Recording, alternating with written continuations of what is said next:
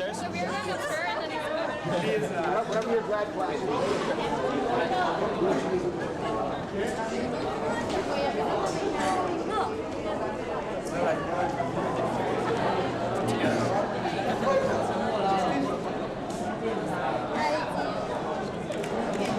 Ладно, хорошую фотографию получилось? Лиза, сделай фотку. Я сделала.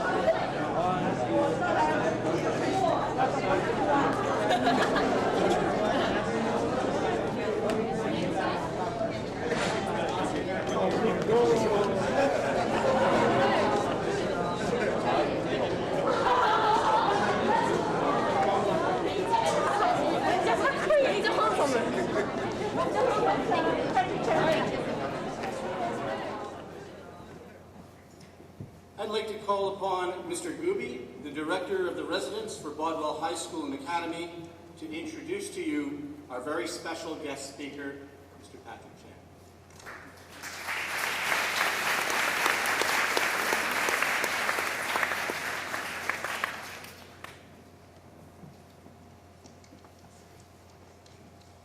Visitors, staff, students, most notably graduates, it's time to introduce our very special guest speaker.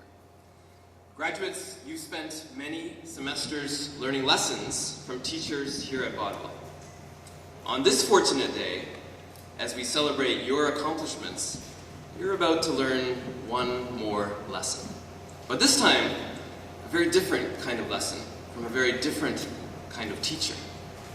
Some teachers are teachers in schools because, like me, they study a subject in a knowledge area over some years, have a passion, and get trained in how to be a teacher. Other teachers are teachers in life, by having mastered a set of skills to a level reached only by a very few number of people in the world, by demonstrating incredible focus and effort, and by achieving near unimaginable success in a particular pursuit. Young or old, these rare people are teachers by virtue of greatness. No matter what the field, music, art, athletics, we can always learn valuable lessons from these teachers. Today, we are blessed to be joined by an extraordinary person who has traveled a great distance to be here to celebrate with you. A young man who has climbed to the very top, to the very pinnacle of excellence in his discipline. Not just through books and tests, but through facing adversity firsthand in life and sport, he has earned the power to share important lessons.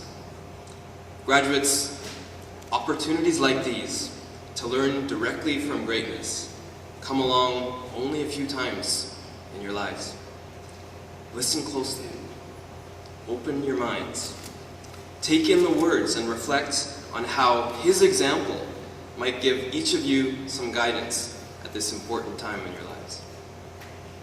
Now, I could go on and on about his notable achievements in figure skating, about his 6 national titles, his 3 world championships, his world records, but as I learned as recently as last week, with this gentleman, these numbers tend to change very frequently. And really, all of these words pale in comparison to seeing his art in action. So just before we invite today's exceptional teacher up to the stage to address our graduates, let's take one final and mesmerizing look at his passion, his determination, and his inspiring example of mastery.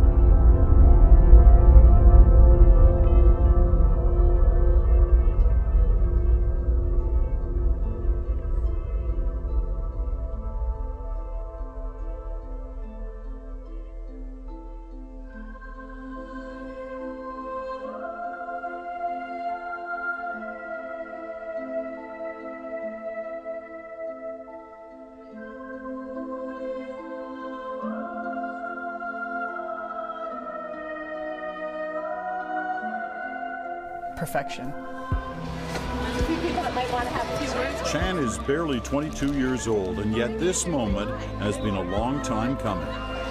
Congratulations. He's been skating since the age of 5, rising quickly up the ranks, gaining national and international accolades early,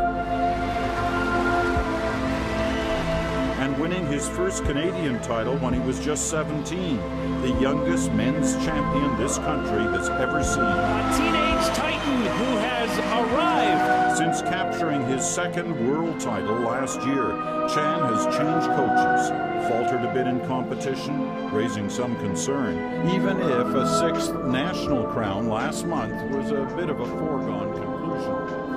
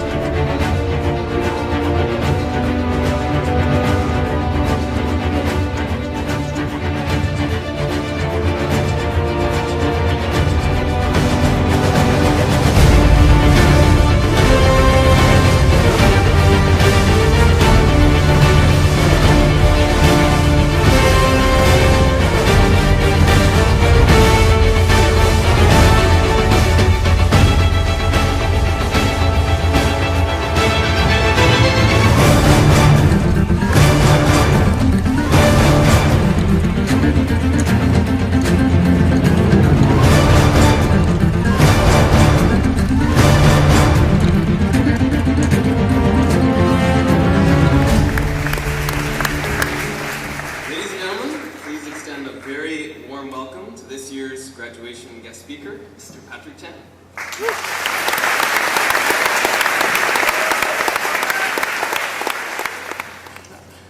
That's quite the video. It's pretty amazing. I don't know whoever put it together. That's really impressive. So thank you very much for having me here.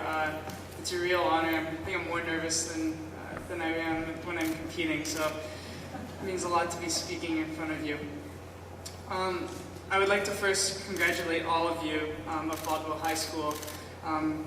I'm honored to be addressing you right now at this moment for this very special day, and I find it fascinating to hear of your various backgrounds. I'm fascinated by the fact that you guys come from all corners of the world, and if I'm correct, I heard there's like maybe only 2 or 3 Canadians in this school, which is really, really amazing, and really speaks truly to Canada and how we're very multicultural. So.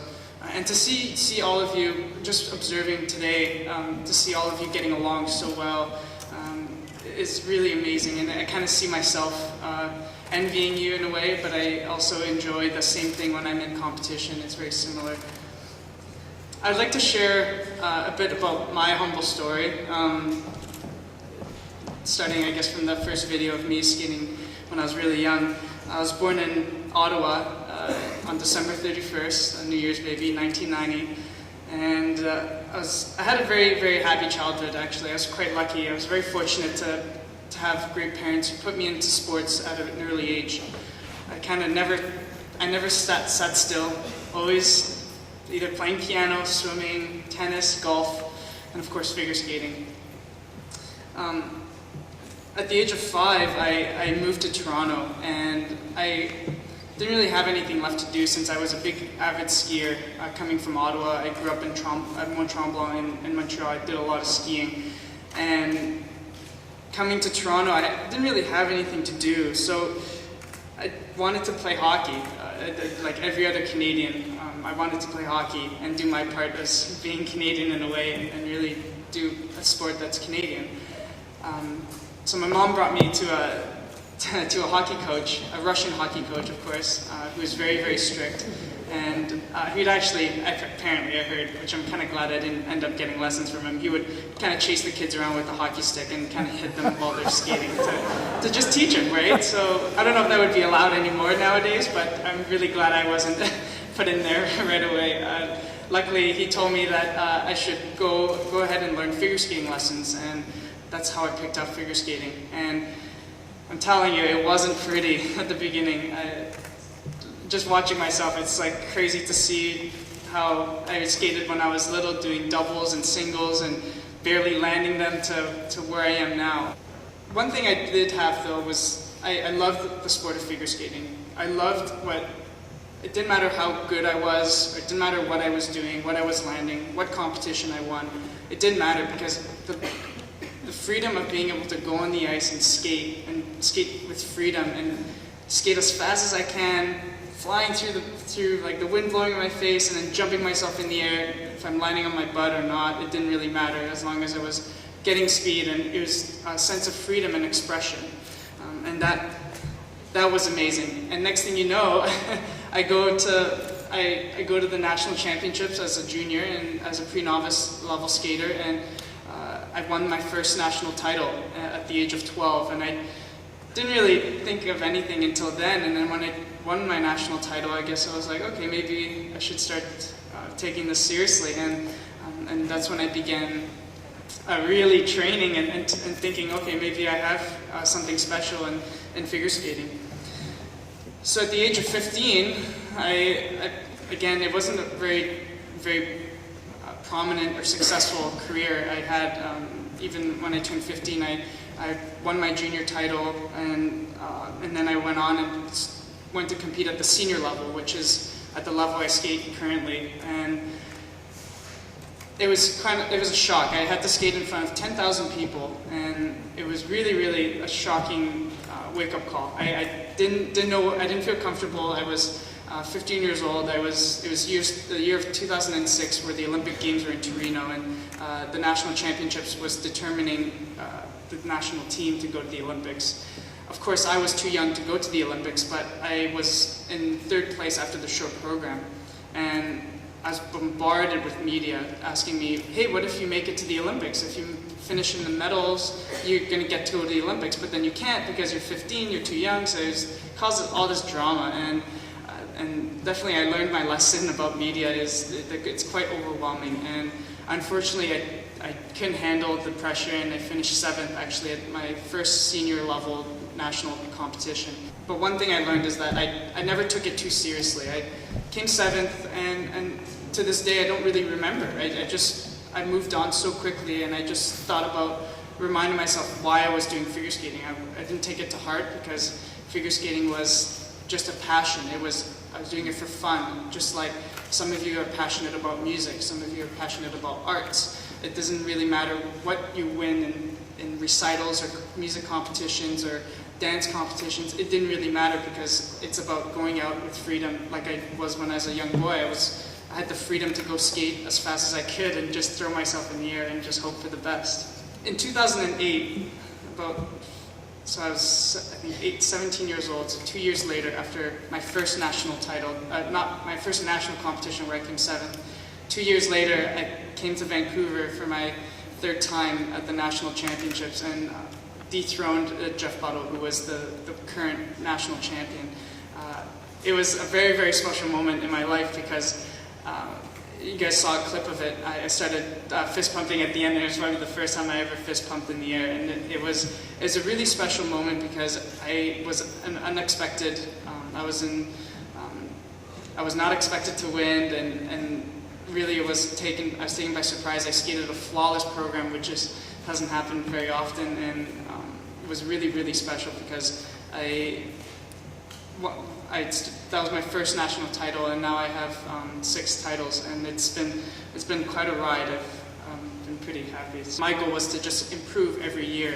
As long as I would improve from the year before, and next year I did better, then I thought that it was worth the time to put in the work, and of course I had the passion for it. I went to the World Championships in Moscow in 2011 and won the World Championships and set 2 world records. It was was quite an achievement that I never imagined would be possible. And last year, won another World Championship, and that marked my 2 years consecutive, becoming a consecutive winner in all of the events and being undefeated. So, but of course, every success comes with some disappointment, and I think this year has been probably the most disappointing season for me. I didn't actually win any events leading up to the World Championships last week. If some of you don't know, or some of you know, that there was the World Championships in London, Ontario last week. And I was going in as, I guess, an underdog in a way, because I hadn't had any success this year. It didn't look very promising to me. So I took a step back, and I knew that all I had to do was refocus on what my values were and what I had to do. I ended up winning my 3rd World Championships in London, and which was, I mean, out of the blue. I didn't really expect it, and but also I knew that I had to trust my training, and I did that. In the next 11 months, I'll be training for the Sochi Olympics in Russia. They'll be in Sochi in February, and that's going to be, I think, the final chapter of my career. And it's the only one competition that's not in my shoebox. It's the one medal I don't have, and the one accomplishment I missed in Vancouver. And I kind of like to compare the last couple of years, 3 years leading up to these Olympic Games, as fine-tuning a race car.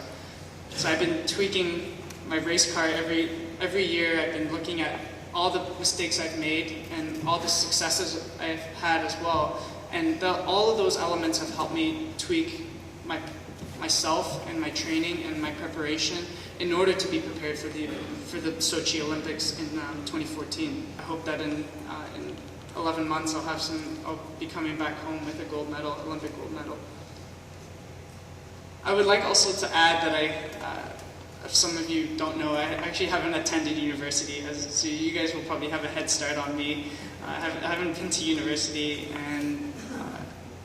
but that's not to say that I'm definitely, education is a big part of my career.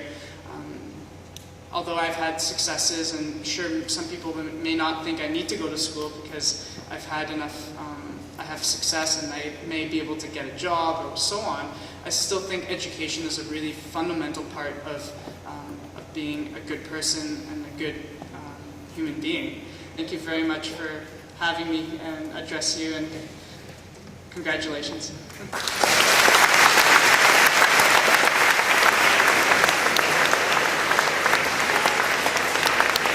And now it is time to present our scholarships. Each recipient will receive a $500 scholarship along with a certificate and a medallion. When your name is announced, please come up this set of stairways here and meet Mr. Chan in the middle of the stage. Receive your award and stay on stage for a picture with Mr. Chan and the faculty presenter. Would Mr. Hallis please come forward and present the scholarship for mathematics? It gives me a great pleasure to present the math scholarship on behalf of Bodwell staff to an exceptional mathematician, Mr. Tai Hua Du. Well done.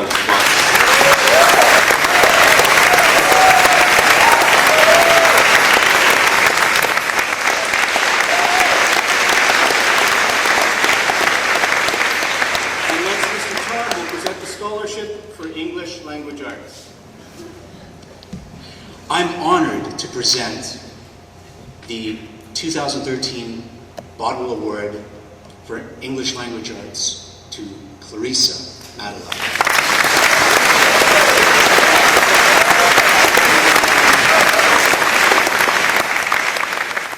And now I'd like to call upon Ms. Hyde, who will present the scholarship for Dormitory Global Citizenship. Ms. Hyde.